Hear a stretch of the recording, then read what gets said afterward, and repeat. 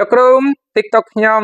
លេងអត់បានបេះដូងសោះចង់ឲ្យលោកគ្រូបង្កើតឲ្យខ្ញុំមួយអូខេបងបង្កើតជូនបានបងរៀបចំជូនបានណាបង TikTok ល្អត្រឹមត្រូវស្តង់ដារហ្នឹងណាបងអញ្ចឹងបង TikTok បើសិនជាយើងគ្រាន់តែបង្កើតឲ្យចិត្តបានអញ្ចឹងណាបង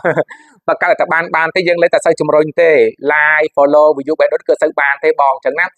តែម្ចាស់ហ្នឹងបើសិនជាអាចល្អតែបងគឺរៀបចំឲ្យបានត្រឹមត្រូវស្តង់ដារសិនអញ្ចឹងណាបង TikTok មានពីរប្រភេទទី1 TikTok បែបជា blog video content គ្រាមាតិកាហ្នឹងណាបងរៀបចំឲ្យបានត្រឹមត្រូវស្តង់ដារបច្ចុប្បន្នហ្នឹងគឺអាប់ដេតថ្មីអញ្ចឹងណាបង2025អញ្ចឹងណាបងតបនឹង comment បងខួនបុនឡុកពីខាង page ណាទី2 TikTok បែបជាកម្មលក់ដូររ៉ូស៊ីអនឡាញអញ្ចឹងណាបងប្អូនយើងដែលជាម្ចាស់មុខរបរតែម្ដងណាផលិតផលទំនិញសេវាកម្មដែលយើងចង់ជំរុញ TikTok យើងឲ្យដើរល្អបងកើន like កើន follow view ទុកក្នុងការប៊ូននៅពេលខាងមុខចាំបាច់ទេបងរៀបចំឲ្យបានត្រឹមត្រូវស្តង់ដារសិន review គេថា set up ណា approve ជាមួយនឹងក្រុម TikTok បើកដំណើរការនឹងបានល្អអញ្ចឹងណាបង